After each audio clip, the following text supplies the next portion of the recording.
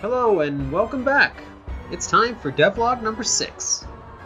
That said, we're not going to waste any time this episode. We're going to jump right into it. That brings us to level 5. Crazy Carnival. Yep, that's right. This level drops you right into an evil circus infested with clown gremlins. So what is the clown gremlin? Well, basically, it's an evil midget clown. It's Dark Deception's swarm-type enemy, and it tries to overpower the player with sheer numbers. As a result, the player will definitely need to utilize their new powers to neutralize the swarms of clowns that will be chasing after them. The clown gremlins have a few tricks up their sleeve as well though, including the clown car, which can spawn multiple clowns at once, increasing their number in the field. Originally, the clown gremlin was going to be something very different entirely. It actually wasn't even going to be a gremlin. Our original concepts made the clown out more to be a brute-type character using a variety of weaponry. And that was going to be kind of his special ability, was that he was going to have a variety of weapons that had different functions that he would pull out and use on the player. After a while and going over the concepts with the team, we decided that giant clown is something we'd seen too many times before, and we wanted to go in a different direction.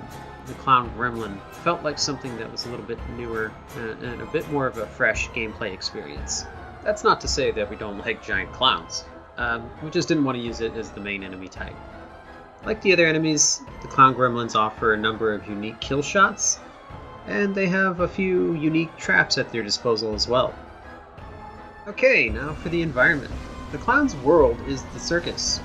Now this isn't quite a circus like you and I have been to, something like Ringling and Barnum and Bailey or Cirque du Soleil, something with performers and lions and tigers. This is a nightmare circus, and it has many surreal realms buried deep within it. In fact, it's questionable as to whether they're a real circus at all, and their audience doesn't look that convincing.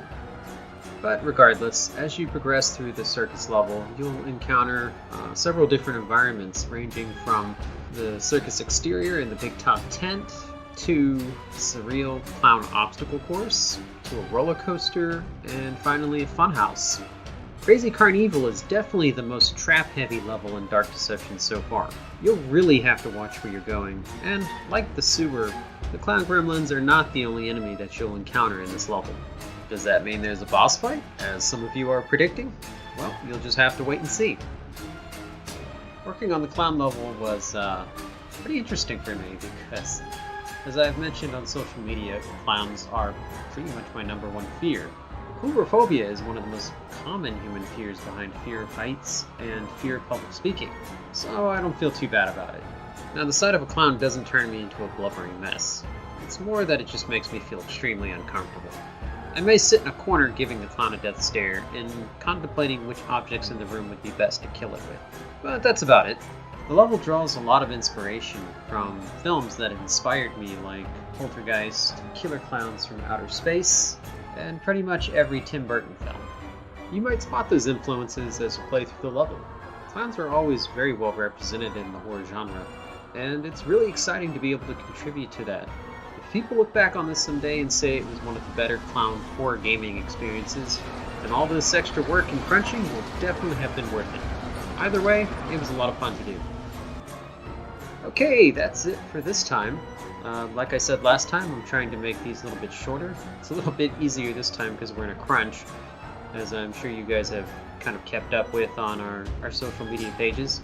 So I'm trying to get these devlogs to be between probably like 4 and 6 minutes tops, just so that allows me to get them out faster, because I know you guys are very impatient for these things, and that should work out for both of us. So if you enjoyed these videos, be sure to like, comment, subscribe, and hit that bell for notifications. Thanks guys, until next time.